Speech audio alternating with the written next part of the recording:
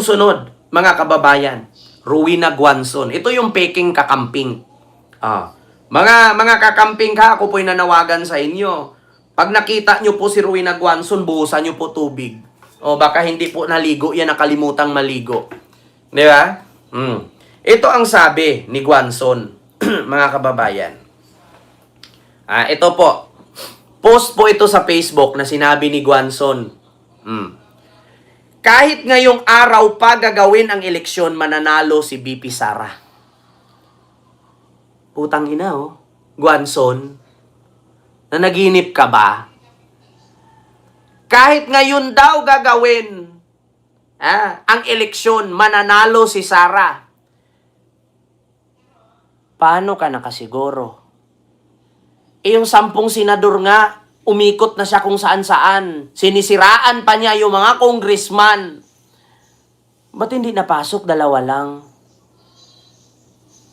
Diba? Maniwala na sana ako, Rowena Guanzon. Kaso lang, nag-uulyanin ka ni. Maniniwala na sana ako na ngayon man mag-eleksyon, manalo si Sara. Ma'am Imelda Tan, maraming salamat po ma'am sa yung super sticker. Thank you so much. Ngayon na daw, mag-eleksyon, mananalo daw si Sara. Putang ina naman, no? Yun ngang kakamping, 200 lang sa EDSA kasi nagising na yung iba. Diba? Yun lang mga DDS. Sa EDSA, 200 na lang kasi nagising na yung iba. Tapos ikaw, alam ko dating matalino ka, pero ngayon ba't naging bubo ka na? Ma'am Rowena, di ba dati kang komisyoner? Bakit naging bubo ka ngayon? Paano pa mananalo yung taong yan? Hindi nyo na maloko ang bayan. Ngayon ka magbibase. Ngayon mo kuhaan ng basihan yung rally. Sa sobrang dami na nagrarally, 49 to 50,000 yung nagrally sa EDSA. Bakit 200 lang ang sumuporta kay Sara na resign Marcos? Kinantsawan pa. Putang ina. Ma'am Criselda, maraming salamat po sa yung super sticker. Thank you so much. Diba?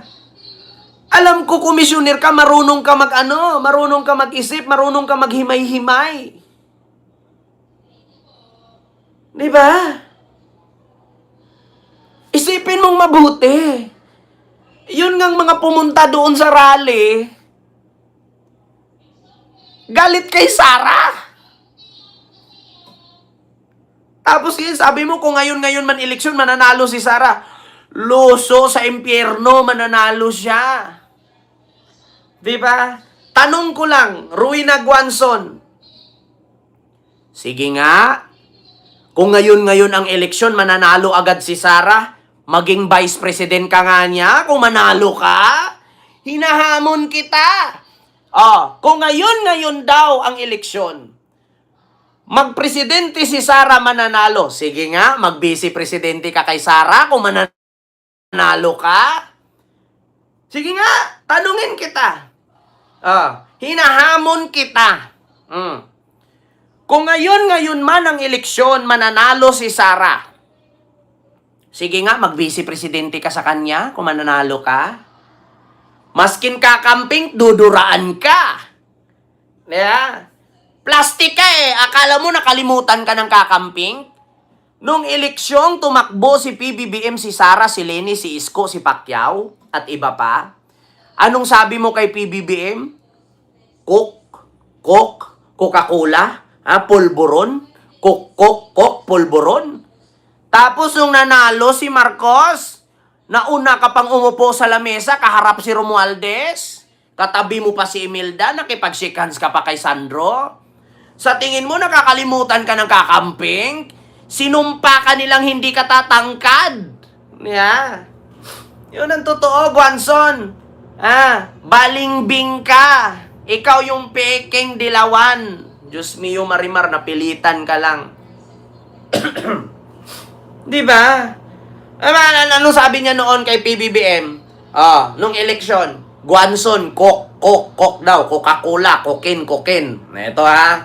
Mga kababayan. Ito ha. Guanzon, coke, BBM.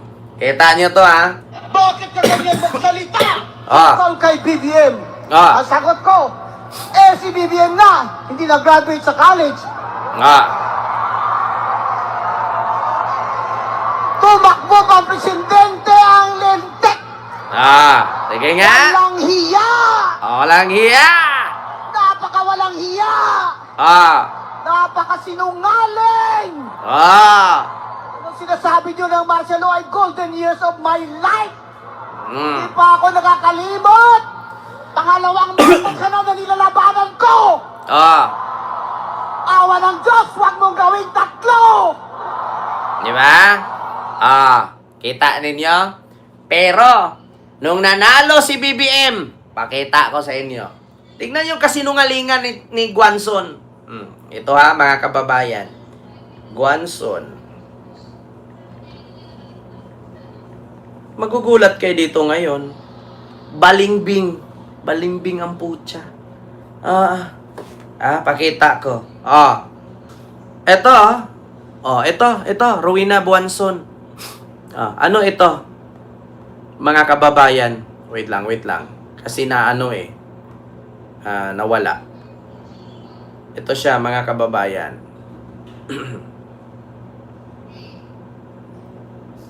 Guanzon Romualdez. Alam nyo, sa totoo lang, mga kababayan, hindi kasi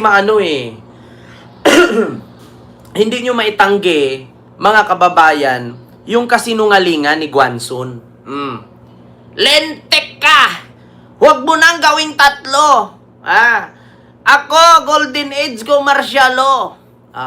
Utang ina, nung nanalo si Marcos, nauna ka pang pumila sa lamesa, nakipag-shake hands ka kay Romualdez, tumabi kay Imelda, pumunta ka pa kay Sandro, yumakap ka pa kay Lisa. Putang ina.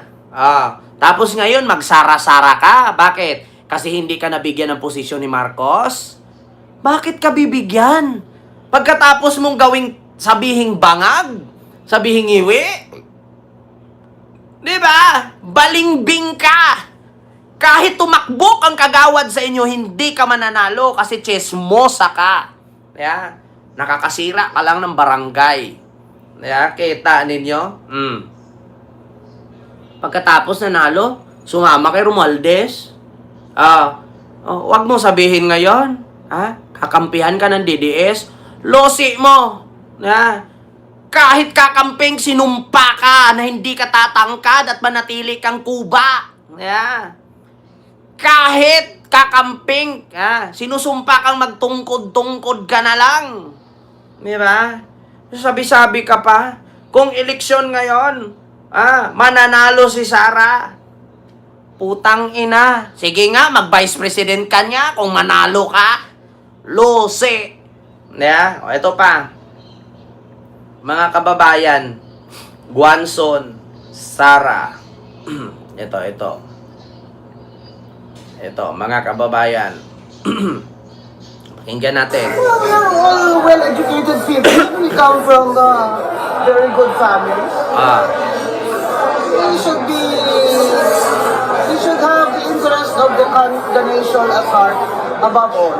Well, we are all well-educated people. We come from educated person daw si Sandro. Sino ba yung nagsasabi na no more Duterte? Maraming ganon. Sa mga protest, ganito gusto lang may DDS. Gusto din may naman church. At saka syempre yung left. Diba? Gusto din naman lang kasi sila ng presidente. Alam nyo, di ba demokrasya ito? Di ba ito padamihan ng boto? Galit kayo kay Sara Duterte kasi hindi nyo talaga kaya. Kahit anong gawin nyo, anong ginawa ngayon ng mga congressman. Pinasa ang budget niya without any question. Courtesy na daw.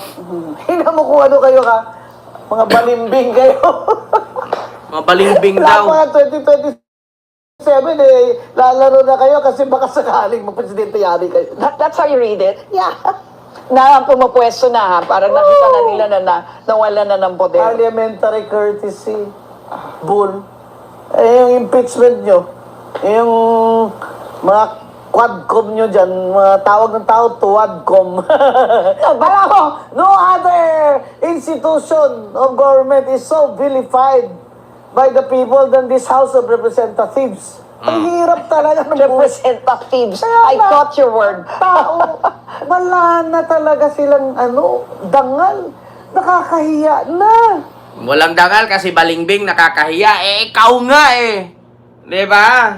Oh, so yun po yun ha, mga kababayan, na ang sabi niya. Nakipag-meet kay Sandro. Ito. Diba?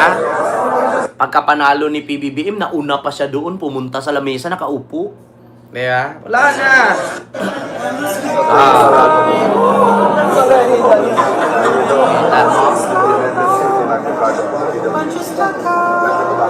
Kita ninyo? Sabi ko sa inyo mga kababayan. Ito, sabi niya, mark my word, wala nang buboto sa Marcos sa 2028. Kawawa ka, Sandro. Hindi. Alam mo, sa totoo lang, Guanzon, I will tell you frankly. Comelec commissioner ka noon.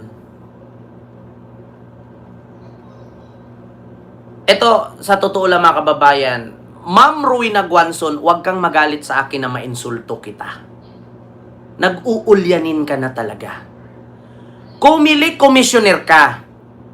Alam mo ang rules and regulations sa Comelec. Kapag tumakbo kang presidente, kailangan 40 anyos ka pataas. Sa 2028, 40 na ba si Sandro? Putang ina naman oh. Niloloko mo na yung sarili mo eh. Talagang walang buboto kay Sandro sa 2028 kasi hindi si Sandro tatakbong presidente. Kasi bawal pa siyang tumakbo, hindi pa siya 40. Tanga lang. Di ba? Comelec commissioner ka noon, tapos hindi mo alam. Tapos magsasabi-sabi ka dito. Oh, mark my word, walang buboto sa Marcos sa 2028. Kawawa ka, Sandro. Paano makatakbo si Sandro? 40 anyos ang hiniling ng Comelec para makatakbo kang presidente. Tangina, bobo, isa ka ng DDS na literal. Si Vico Soto, maniwala pa ako. Si Sara, maniwala pa ako. Si Baste, maniwala pa ako. Pero si Sandro, malayo pa. Diyos mio, Marimar. 2028, kaedad ko lang yan si Sandro. Pareho pa kami ng ano niyan.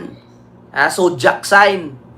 Diyos ko naman, Guanzon, na naghinip ka na naman habang gising eh. Sa sobrang kayabangan mo, 40 years old ang presidente. Kaya talagang walang boto si Sandro. Bakit? Hindi siya pwede magpresidente, wag tanga. Pati ba naman dyan, lulukuhin mo pa yung constituent mo?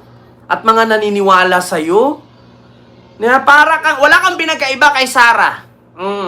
Lahat ng sinasabi, kailangan paniwalaan siya. Pag hanapan mo ebidensya, walang may pakita, nga. Puro kwento, walang kwenta. Ito pa.